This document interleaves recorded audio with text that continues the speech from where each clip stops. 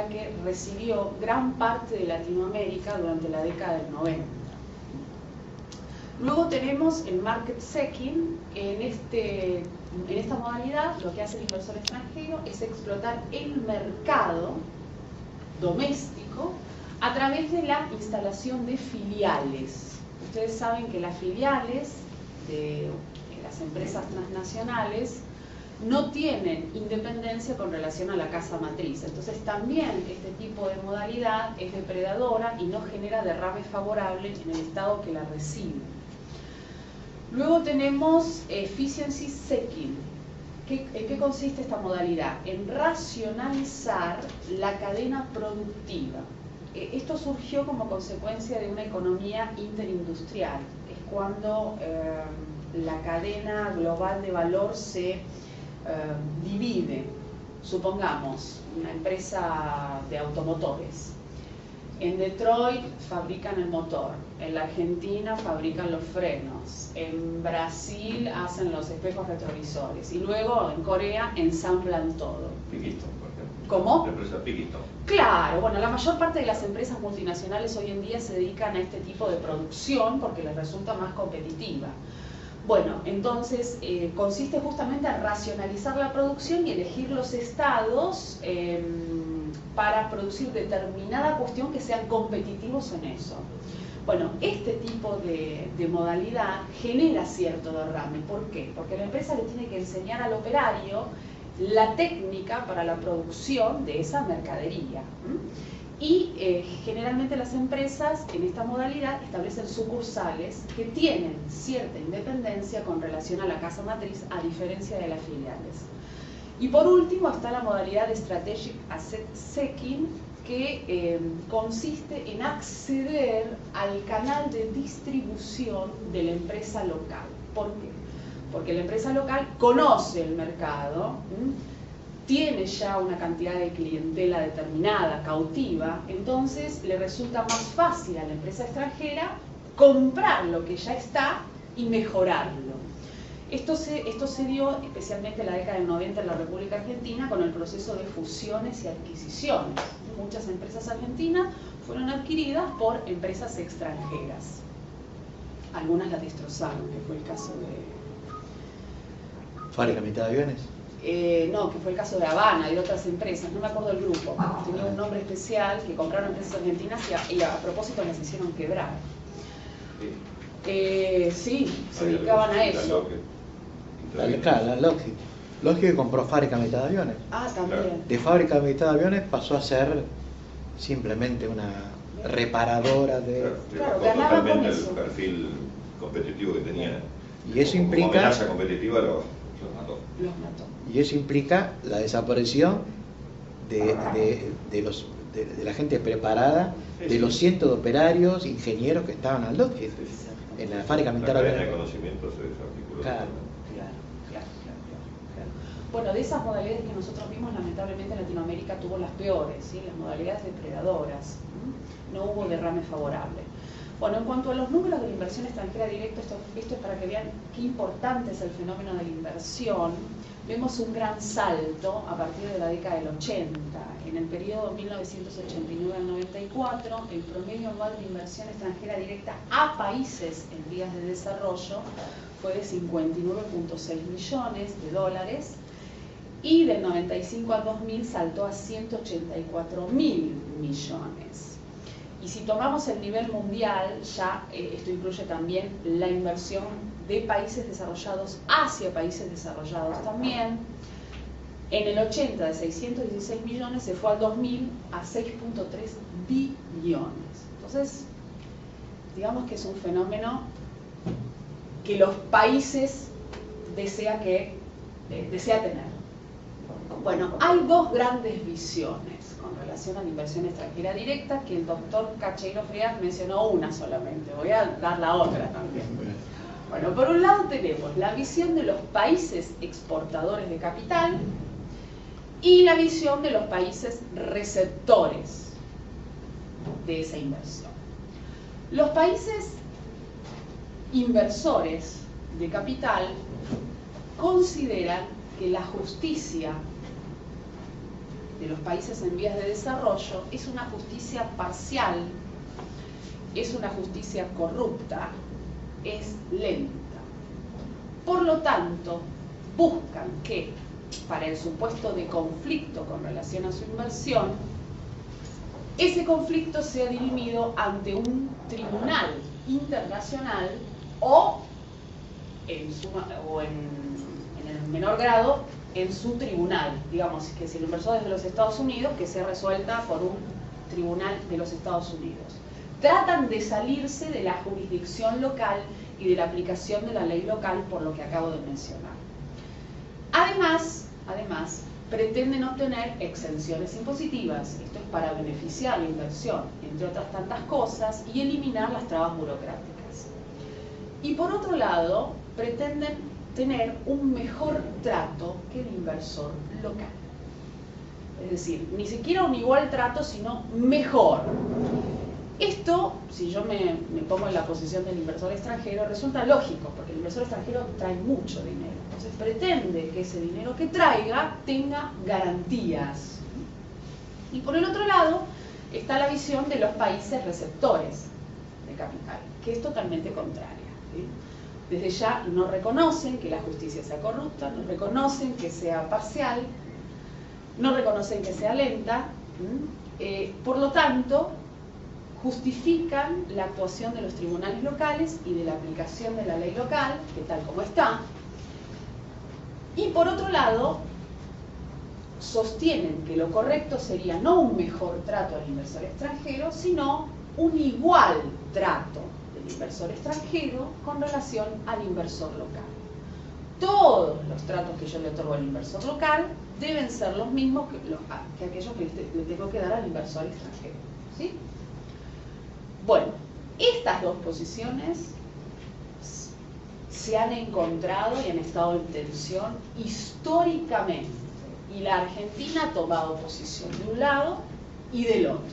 Es lo que vamos a ver acto seguido. Luego ustedes verán en qué posición se encontrarán. Bueno, vamos a los antecedentes históricos que van a ir de una posición a la otra. El primer antecedente en materia de inversiones los tenemos con relación a los tratados de amistad, comercio y navegación del siglo XIX. Si bien estos tratados no se refieren específicamente a la inversión extranjera, contenían cláusulas de importancia para el inversor extranjero, como por ejemplo, libre circulación de personas, como por ejemplo, inviolabilidad de la propiedad. Otro de los principios, que el extranjero tenga acceso a la justicia, ¿sí? Y que se respete el debido proceso, porque incluso en algunos estados se le reconocía al extranjero la posibilidad de acceder a la justicia en caso de controversia. Bueno, desde ya que entonces estos principios eran favorables para el inversor. Estos tratados de amistad en la mayor parte de los países de Latinoamérica no fueron renovados durante el siglo XX. ¿Por qué? Porque se adoptó una posición distinta y que caracterizó al derecho internacional latinoamericano, que son las siglas que figuran ahí, DIL, Derecho Internacional Latinoamericano, que se diferenció del derecho internacional europeo, esencialmente basado en tres doctrinas, que son, no sé si se las explicaste vos. No. Bueno, pero ayúdame, porque el doctor es especialista en Derecho Internacional Público. La doctrina Drago, o completame lo que diga, la doctrina Calvo y la doctrina Irigoyen, que supongo que las deben conocer ustedes.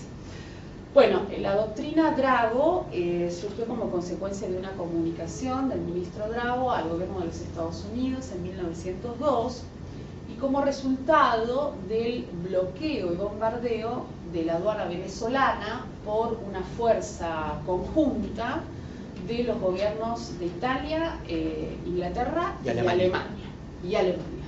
Bueno, en esa ocasión el ministro Drago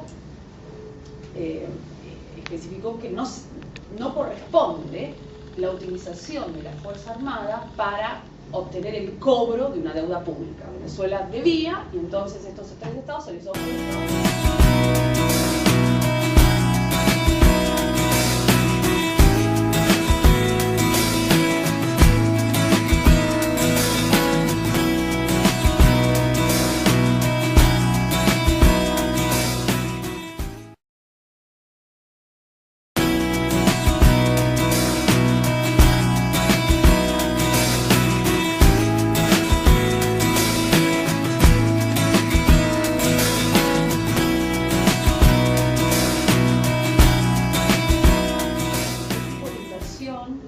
extranjera es la que recibió gran parte de Latinoamérica durante la década del 90.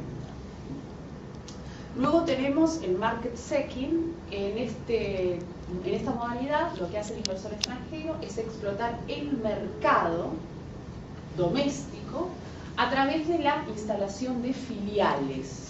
Ustedes saben que las filiales de las empresas transnacionales no tienen independencia con relación a la casa matriz. Entonces también este tipo de modalidad es depredadora y no genera derrame favorable en el Estado que la recibe.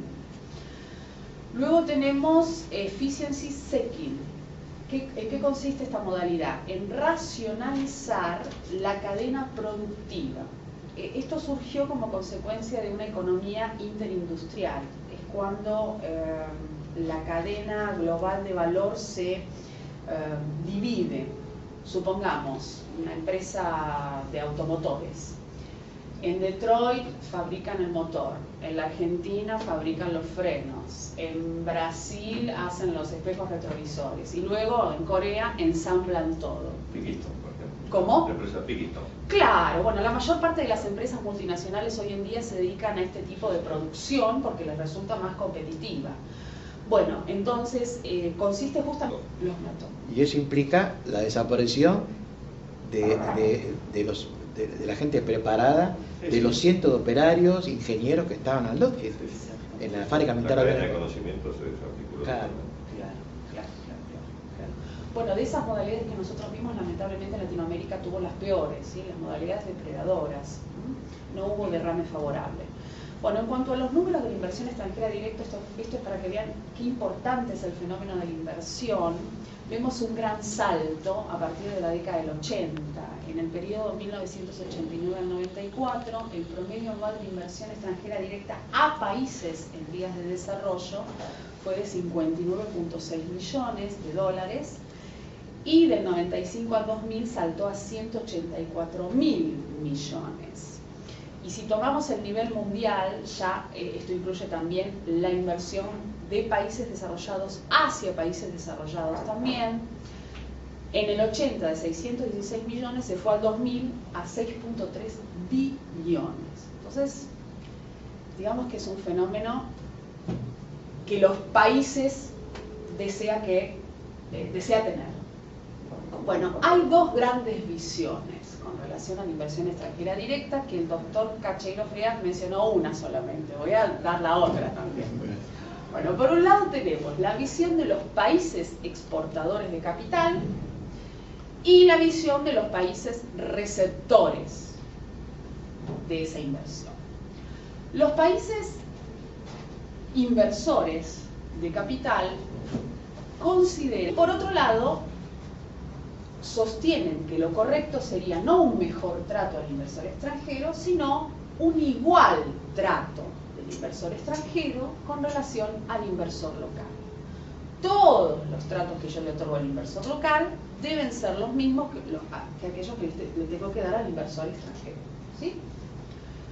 Bueno, estas dos posiciones se han encontrado y han estado en tensión históricamente. Y la Argentina ha tomado posición de un lado y del otro. Es lo que vamos a ver acto seguido. Luego ustedes verán en qué posición se encontrarán. Bueno, vamos a los antecedentes históricos que van a ir de una posición a la otra. El primer antecedente en materia de inversiones los tenemos con relación a los tratados de amistad, comercio y navegación del siglo XIX. Si bien estos tratados no se refieren específicamente a la inversión extranjera, contenían cláusulas de importancia para el inversor extranjero, como por ejemplo, libre circulación de personas, como por ejemplo, inviolabilidad de la propiedad. Otro de los principios, que el extranjero tenga acceso a la justicia, ¿sí? Y que se respete el debido proceso, porque incluso en algunos estados se le reconocía al extranjero la posibilidad de acceder a la justicia en caso de controversia. Bueno, desde ya que entonces estos principios eran favorables para el inversor. Estos tratados de amistad en la mayoría a racionalizar la producción y elegir los estados para producir determinada cuestión que sean competitivos en eso. Bueno, este tipo de modalidad genera cierto derrame. ¿Por qué? Porque la empresa le tiene que enseñar al operario la técnica para la producción de esa mercadería. Y generalmente las empresas en esta modalidad establecen sucursales que tienen cierta independencia con relación a la casa matriz, a diferencia de las filiales. Y por último está la modalidad de Strategic Asset Seeking, que consiste en acceder al canal de distribución de la empresa local. ¿Por qué?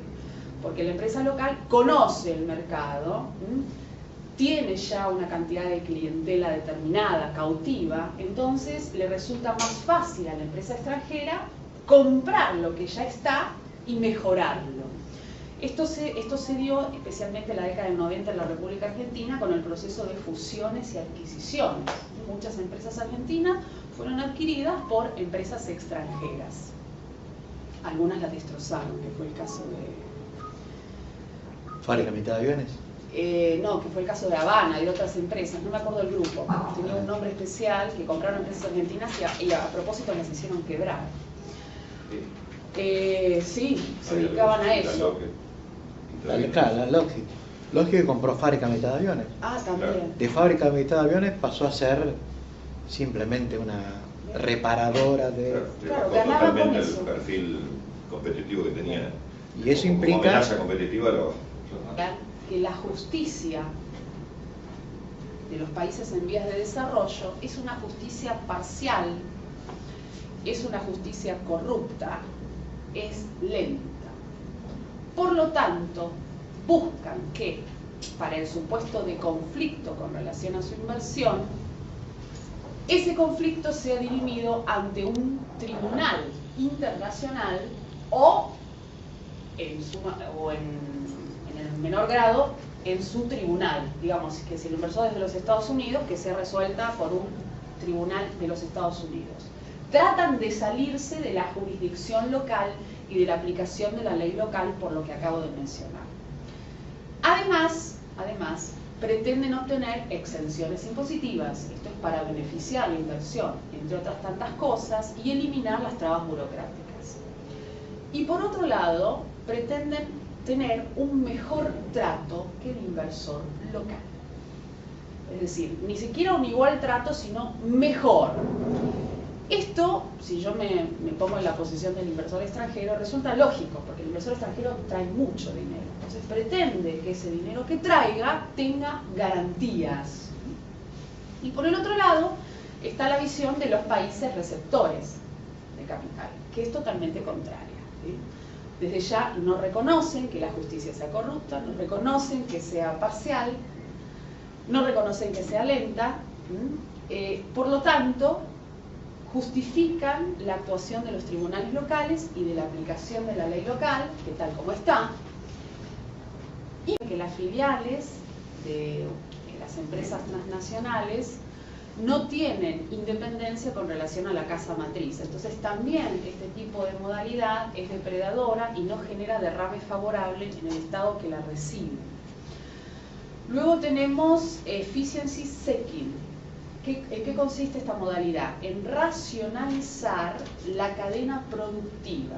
Esto surgió como consecuencia de una economía interindustrial. Es cuando la cadena global de valor se divide.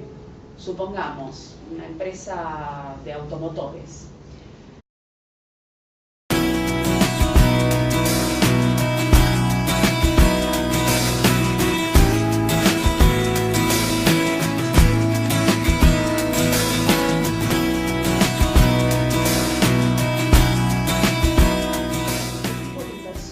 Extranjera es la que recibió gran parte de Latinoamérica durante la década del 90.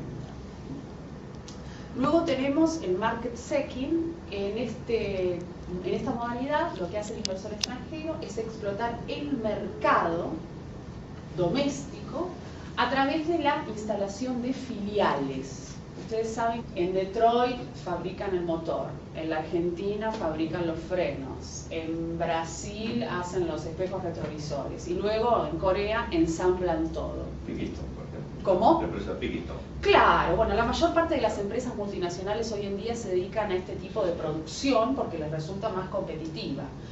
Bueno, entonces consiste justamente en racionalizar la producción y elegir los estados para producir determinada cuestión que sean competitivos en eso.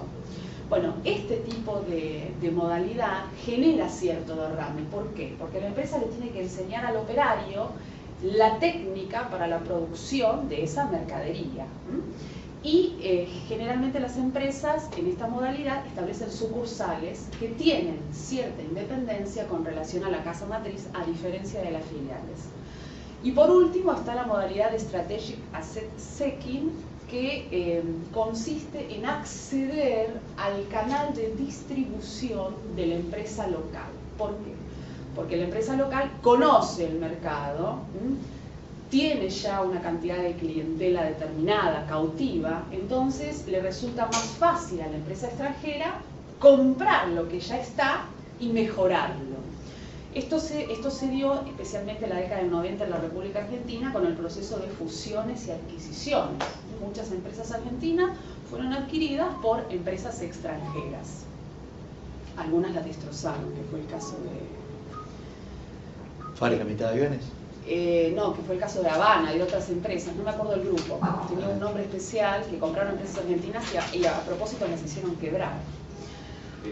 Sí, se dedicaban a eso. La Lockheed.